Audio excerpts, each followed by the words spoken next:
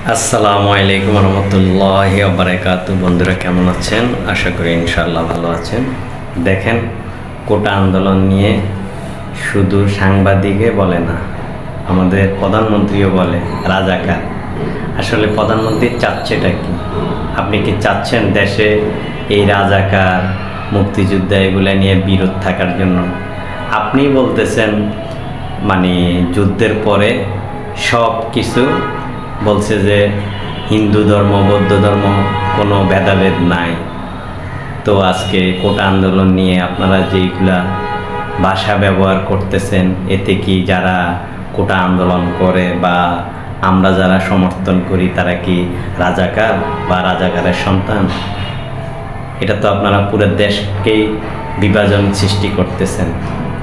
প্রত্যেকটা গার্ডিয়ান যুদ্ধের সময় কেউ না কেউ ক্ষতিগ্রস্ত হয়েছে, আর রাজাকার মুষ্টিম কয়েকটা লোক।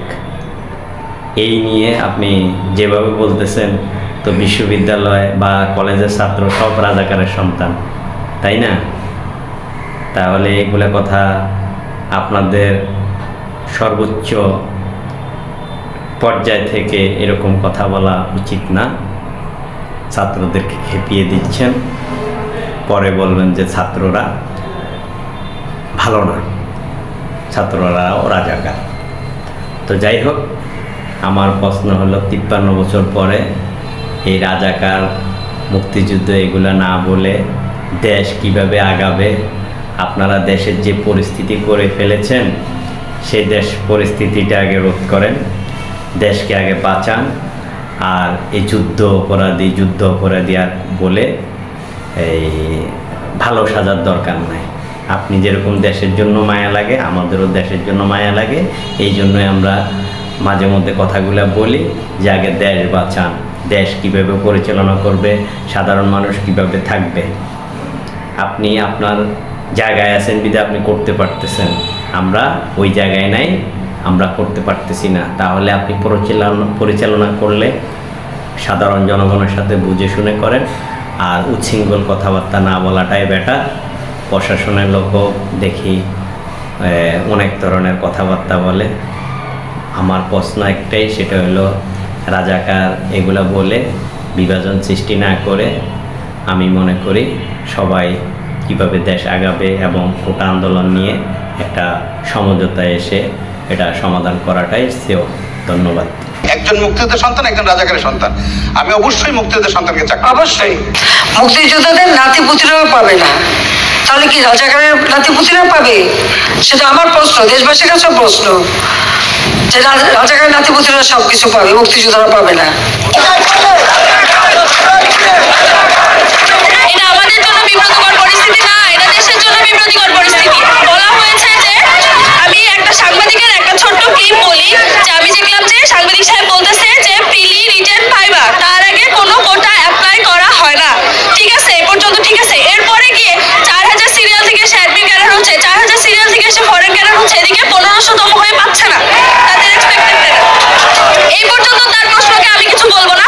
এরপরে সে বলেছে, ধরুন ভাইবার পরে গিয়ে 2 জন প্রার্থীকে আমরা পেলাম, তার মধ্যে একজন হচ্ছে মুক্তিযোদ্ধার সন্তান এবং অপরজন কি রাজাকারের সন্তান। ওই সাংবাদিক বুঝলো কেমনে ওইটা রাজাকারের সন্তান? আমার বাবার জন্ম 1973 সালে, আমার বাবা যুদ্ধ কেমনে করবে? এটা আপনারা বলেন। আমরা কিভাবে সাধারণ মানুষ যারা মুক্তিযুদ্ধে পার্টিসিপেশন করতে পারে নাই, যাদের বাবারা, যাদের দাদারা, তারা যে রাজাকার হয়ে গেল, এটার প্রমাণ কে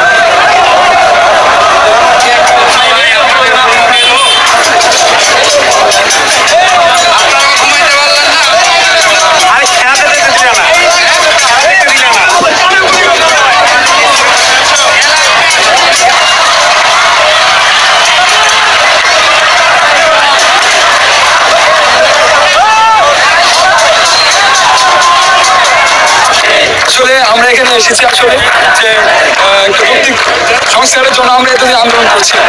তো আমরা একটা চেয়েছিলাম যে প্রধানমন্ত্রীর কাছে একটা পরিষ্কার একটা বক্তব্য আসে, আমাদের পক্ষে একটা বক্তব্য আসে, কিন্তু আমরা দেখতে পাই একটু বিপরীত ধরনের বক্তব্য এসেছে। তার কারণে আমরা ছেলেরা আজকে এখানে আবার হাজির হয়েছি, ছেলে মেয়ে সবাই বাংলাদেশ সাধারণ শিক্ষার্থীরা সব থেকে অবস্থা নিচ্ছে আস্তে আস্তে।